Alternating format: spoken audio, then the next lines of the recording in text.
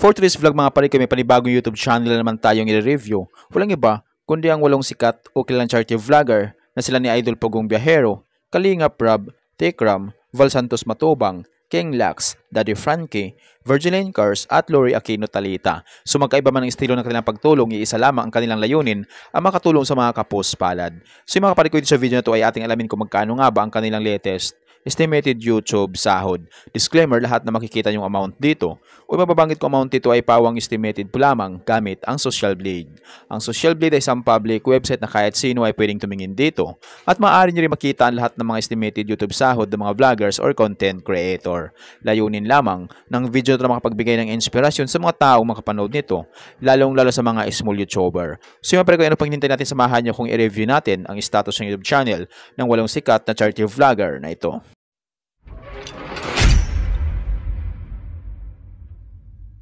So yun mga pare ko, dito tayo sa official YouTube channel ni Kalingap Rab dito sa Social Blade. Sunahin natin ito sa Idol Kalingap Rab.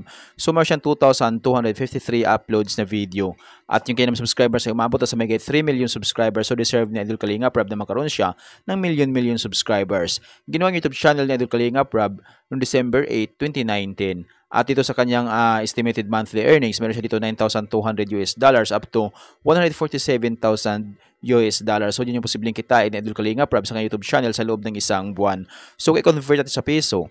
Simula natin pa-convert sa lowest na meron siyang $9,200 i-times natin sa 58 ay meron siyang 533,600 pesos na posibleng kitain sa loob ng isang buwan. At kung mabot naman yung highest, mabot sa $147,800 i-times natin sa 58 ay mas may 8 million na posibleng kitain sa loob ng isang buwan. So maraming magbabago pa ito depende sa dami ng views na makukuha ni Idol Kalingap Rab. So dahil ang sahod ng mga vloggers or content creator, nakadepende sa dami ng views, sa dami ng subscribers. At laking tulong din yung mga viewers na hindi nag-i-escape ng ads. Kaya hanggat mari, huwag po tayo mag-escape ng ads sa lahat ng mga video ni Idol Kalingap Rab. So sa ganung paraan, medyo lalaki yung kanyang YouTube sahod.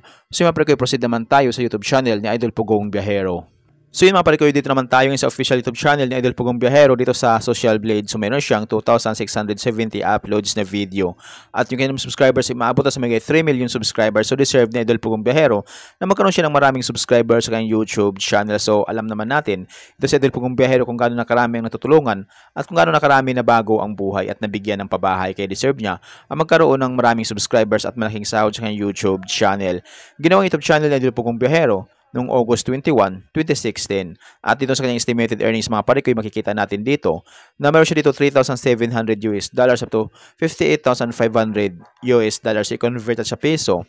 Simula natin pag-convert sa lowest na meron siyang $3,700 i-times natin sa 58 ay meron siyang 214,600 pesos na posibleng kitain sa loob ng isang buwan. At kung mabot naman yung highest, umabot sa $58,500 i-times natin sa 58 ay meron siya mahigit 3 million na posibleng kitain sa loob ng isang buwan. Pero maaaring magbabago pa ito mga pare ko, depende sa dami ng views na makukuha ni Idol Pugong Biyahero. So dahil ang sahod ng mga vloggers or content creator, nakadepende sa dami ng views, sa dami ng subscribers. At ang tulong din yung mga viewers na hindi nag-i-escape ng ads. So kapag once na hindi pa tayo nag-i-escape ng ads, medyo lalaki ang YouTube sahod ni Idol Pugong Biyahero. So mga pare ko, deserve na Idol Pugong Biyahero na magkaroon siya ng malaking sahod sa kanyang YouTube channel. Kaya tuloy-tuloy natin suportahan ito si Idol Pugong Biyahero. So mga pare ko, proceed naman tayo sa YouTube channel ni Idol Tekram. So yung mga pare ko, dito naman tayo ngayon sa official YouTube channel ni Idol Tekram dito sa Social Blade. So mayroon na siyang 3,681 uploads na video.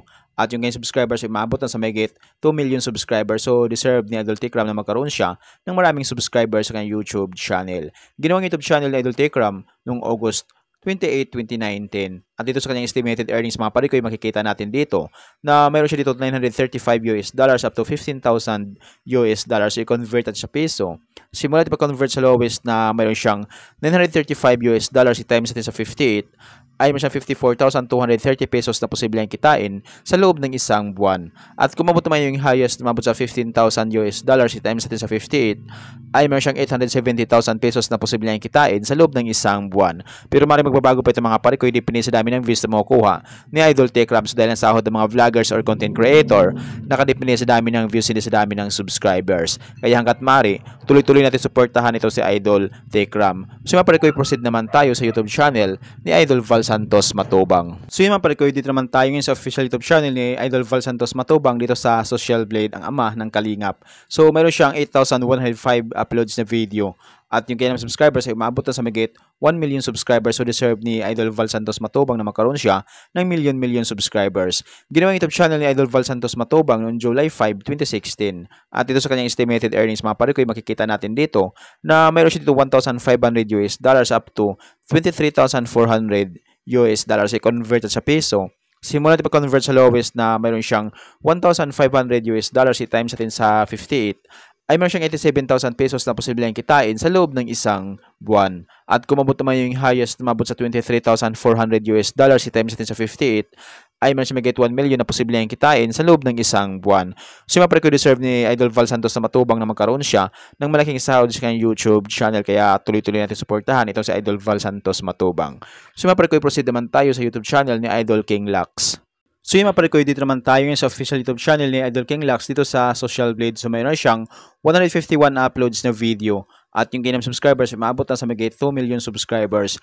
Ginawang YouTube channel ni Idol King Lux noong December 20, 2019. At ito sa kanyang estimated earnings mga pare ko, makikita natin dito na meron siya dito $762 up to $12,200 i-convert sa peso. Simula di pa-convert sa lowest na meron siyang $762 i-times natin sa 58 ay meron siyang 44,196 pesos na posibleng kitain sa loob ng isang buwan. At kung mabot naman yung highest na mabot sa $12,200 i-times natin sa 58 ay meron siyang 707,600 pesos na posibleng kitain sa loob ng isang buwan. So yung mga deserve ni Idol King Lux na magkaroon siya ng malaking sahod sa kanyang YouTube channel, kaya tuloy-tuloy natin suportahan itong si Idol King Lux. So yung mga proceed naman tayo sa YouTube channel ni Daddy Frankie. So yung mga pare dito naman tayo sa official YouTube channel ni Daddy Frankie dito sa Social Blade. So mayroon siyang 1,268 uploads na video.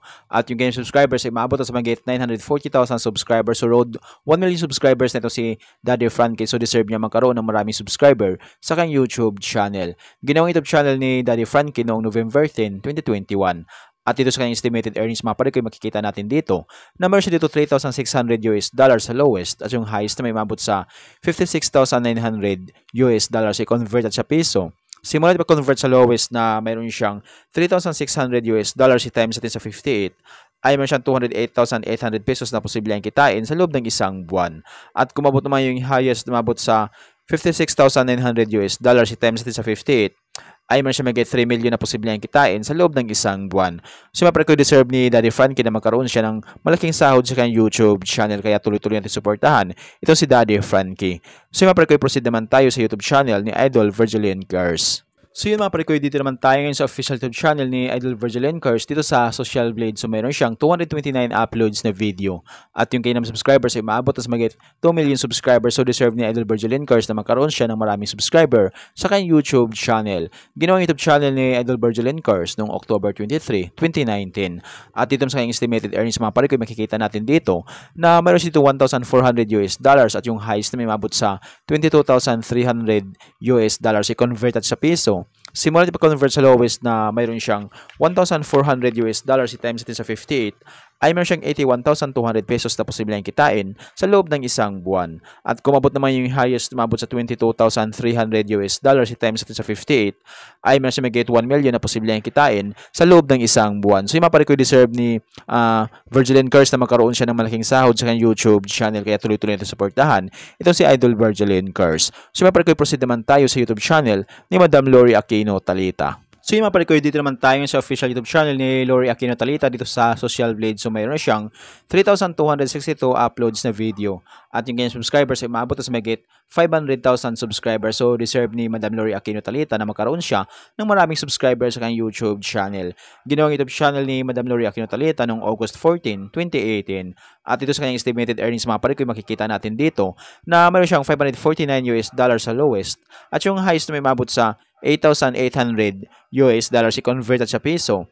Simula pa convert sa lowest na mayroon siyang $549 i-times natin sa 58 ay meron siyang 31,842 pesos na posibleng kitain sa loob ng isang buwan. At kung mabot naman yung highest na mabot sa $8,800 i-times natin sa 58 ay mas mahigit kalahating milyon na posibleng kitain ni Madam Lori Aquino Talita. So yung mga pare ko, deserve ni Madam Lori Aquino Talita na magkaroon siya ng malaking sahod sa kanyang YouTube channel. Kaya tuloy-tuloy na suportahan ang lahat ng mga charity vlogger. So deserve nila magkaroon ng malaking sahod sa kanilang YouTube channel upang mapalawak pa nila yung magandang layunin yung pagtulong sa mga kapuspalad. So yung mga pare ko, hanggang dito lang yung video natin. So kung mayroon kayong iniidolong vlogger na gusto nyo malaman kanilang estimated YouTube sahod, paki-comment lamang sa comment section at gagawan natin ng itong klaseng ori ng video. At kung nagustuhan nyo ang video itong mga pare ko, huwag nyo po sana kalimutan mag-like, share at mag-subscribe sa munting channel nito. Once again, this is Kabady Vlog. Peace out.